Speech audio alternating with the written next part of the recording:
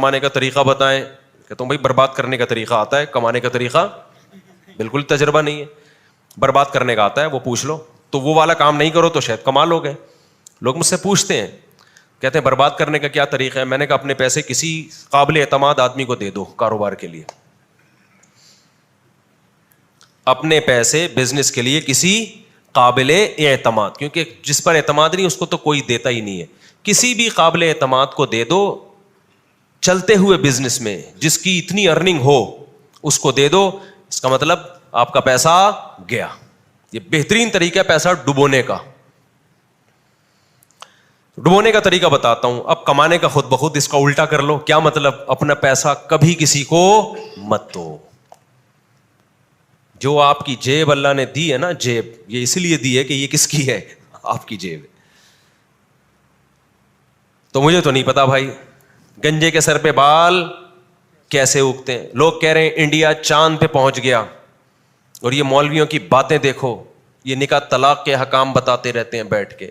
یہ بتاتے نماز میں ٹانگیں کتنی چوڑی کرنی ہے, کتنی زور سے آمین, آہستہ آمین, اور اس طرح طلاق ہوتی ہے, اس طرح نہیں ہوتی, یہ وراثت, یہ کہ چھوٹی چھوٹی باتوں میں, رفع الیدین کے مسئلوں میں, اور وہ فلاں کافر ہے فلاں کافر نہیں ہے, جنت جہنم حوروں کی لالچ میں اٹکائے ہوئے لوگوں کو انڈیا کہاں پہنچ گیا؟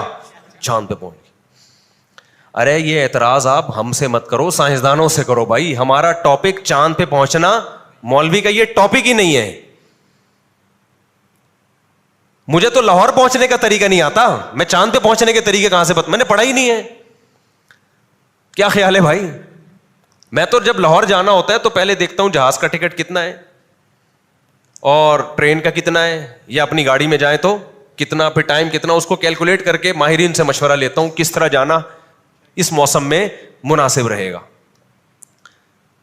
اور ہم جب لاہور جاتے ہیں تو گاڑی میں جاتے ہیں. گاڑی کس نے ایجاد کی ہے؟ سائنسدانوں نے ایجاد کی ہے. ان کی ایجاد سے تو میں نے بھی چاند میں جانا ہوگا تو انڈیا سے یا رشیا سے رابطہ کروں گا, یار اگلی دفعہ مجھے لے کے چلے جاؤ. کیا خیال ہے؟ تو یہ ہمارا ٹاپک ہی نہیں ہے. سارے نزلے کس پہ گرائے جاتے ہیں؟ مولویوں کی وجہ سے ترقی نہیں ہو رہی.